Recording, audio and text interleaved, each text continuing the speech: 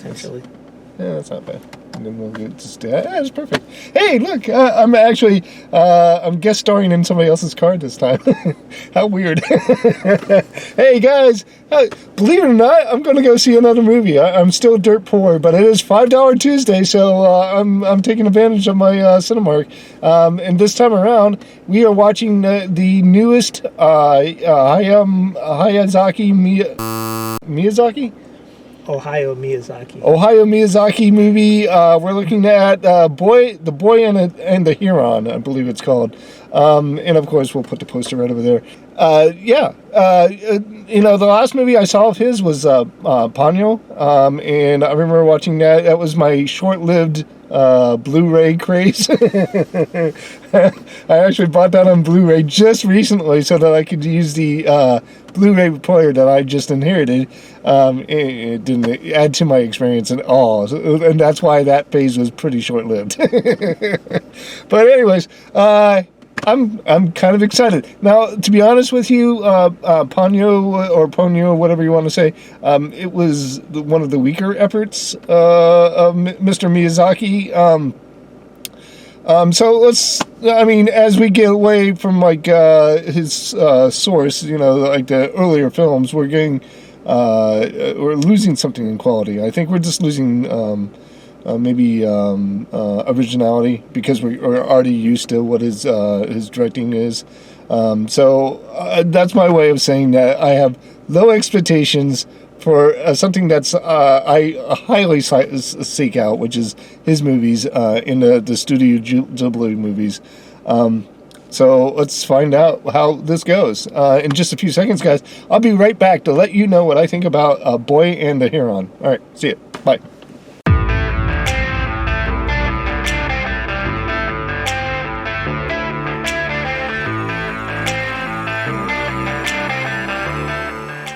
Hey guys, I just got done watching the film, and this is going to be real quick because it's cold out and we need to get inside where some heat is.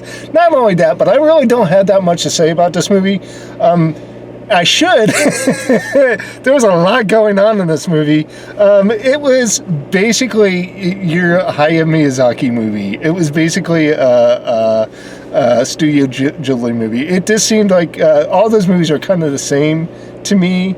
Not to say that they're completely the same, but the feelings are the same, and the structure is kind of the same. Like, there's always a tragedy in the beginning of the film to motivate the main character. And then it always launches into some kind of high fantasy environment. And this movie did exactly that. We opened the scene and they were feeling the effects of in World War II. There was a fire at the hospital, and we find out that Dad and his son, their mother, is being cared for there, and unfortunately, she finds, she dies in the fire. And there's some really horrific scenes of the boy running towards his fire and running through the flames to try to get to his mother. So then we shift our scene. It explains through a narrative that they moved from Tokyo to this more rural area, and they move into this house. For some reason, in all the Hayao Miyazaki movies, there's always a gaggle of old women as one cast member. They all kind of act as one unit.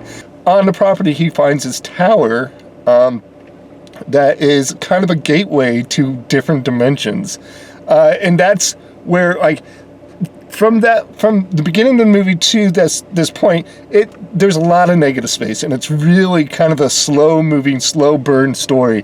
And then as soon as his new mother is seen walking into the tower and getting lost in that tower, that's when this whole movie kind of when it makes the broadest change ever, and it just becomes high fantasy after that. We have elemental magic going on. We have parakeet soldiers. We have just kind of all kinds of weird things going on in his adventure, trying to find his new mother, and to make peace with the death of his old mother. And that's basically what this story's about. Now, as I mentioned before, as I walked into that theater, I said the last movie I saw was Ponyo, and I remember watching that. And this movie is very reminiscent of that, being different at the same time. I think, honestly, as far as Hayao Miyazaki movies go, this is kind of the middle of the road for me. My favorites are obviously going to be the nostalgic pulling movies like say My Neighbor Totoro, or even one of my faves is the Lupin movie that Hayao Miyazaki directed. It's one of his first movies he directed. I love that movie. This movie, I think I liked it better than Ponyo. I liked it better than some of his movies, like Spirited Away. It wasn't a bad movie. I still liked this movie a little better. It was more colorful. It seemed a little more hopeful than Spirited Away. Spirited Away just seemed really dark and glum to me. This seemed a little more hopeful to me. But it wasn't the knockout park out of the park that I was hoping for his last movie. But it was still good. It was still a solid effort, and I still really did enjoy myself. Again, like I said in my last review with Godzilla, it just seemed a little long. It just, halfway through the movie, I was kind of hoping for the ending. So let's just grade it and get on with my life. I'm going to give it an 80%. Like I said, it was very colorful and very hopeful. I liked all the characters in this film.